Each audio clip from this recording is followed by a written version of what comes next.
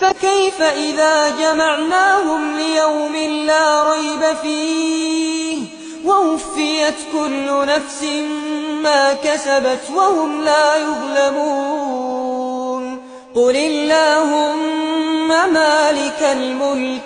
تؤتي الملك من تشاء وتنزع الملك ممن